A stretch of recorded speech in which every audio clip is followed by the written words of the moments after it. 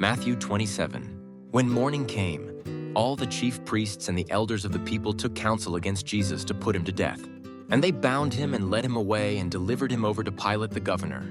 Then when Judas, his betrayer, saw that Jesus was condemned, he changed his mind and brought back the 30 pieces of silver to the chief priests and the elders, saying, "I have sinned by betraying innocent blood."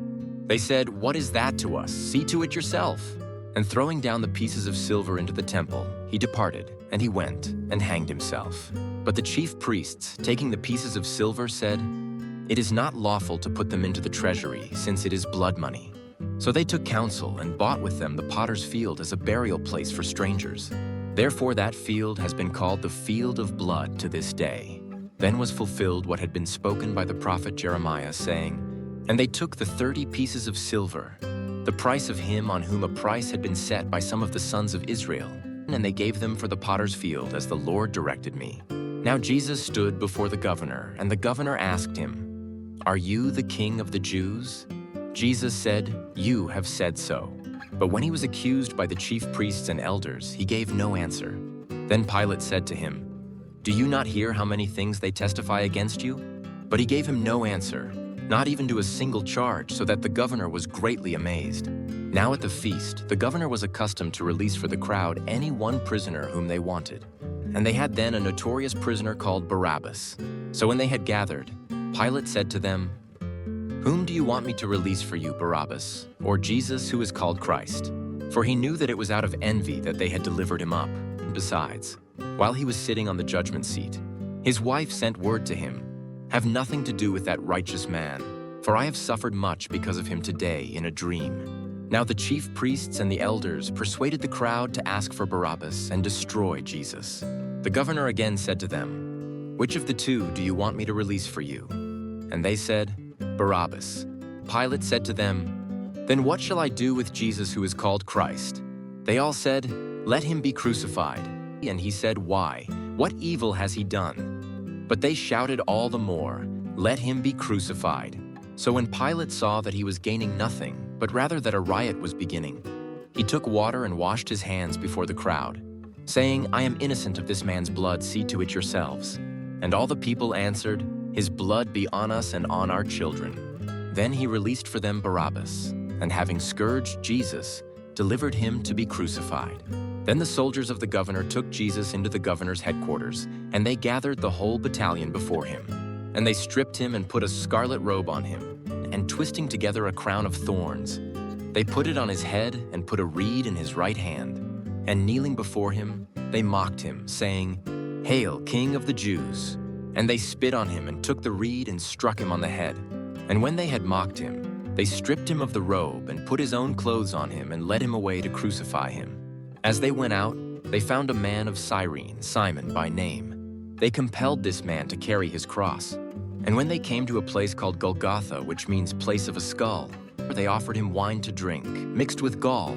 But when he tasted it, he would not drink it. And when they had crucified him, they divided his garments among them by casting lots. Then they sat down and kept watch over him there. And over his head they put the charge against him, which read, "This is Jesus the King of the Jews." Then 2 robbers were crucified with him, one on the right and one on the left. And those who passed by derided him, wagging their heads, and saying, "You who would destroy the temple and rebuild it in 3 days, save yourself. If you are the Son of God, come down from the cross." So also the chief priests with the scribes and elders mocked him, saying, "He saved others, he cannot save himself. He is the King of Israel, let him come down now from the cross, and we will believe in him. He trusts in God, let God deliver him now if he desires him.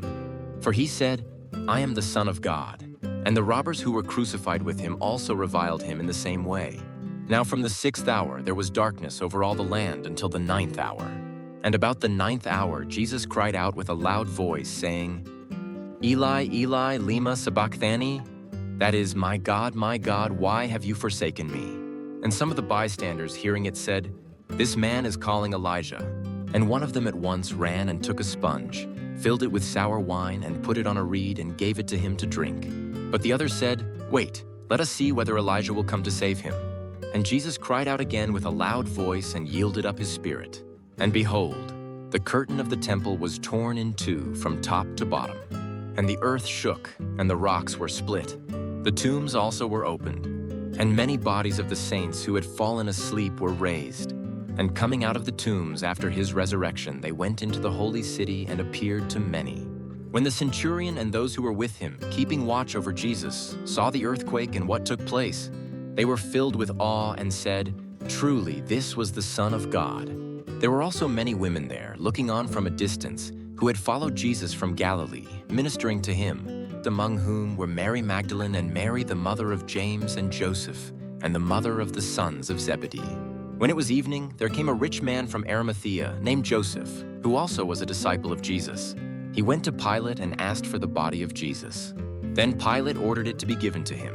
And Joseph took the body and wrapped it in a clean linen shroud, and laid it in his own new tomb, which he had cut in the rock. And he rolled a great stone to the entrance of the tomb and went away. Mary Magdalene and the other Mary were there, sitting opposite the tomb. The next day, that is, after the day of preparation, the chief priests and the Pharisees gathered before Pilate and said, "Sir, we remember how that impostor said while he was still alive, 'After 3 days I will rise.'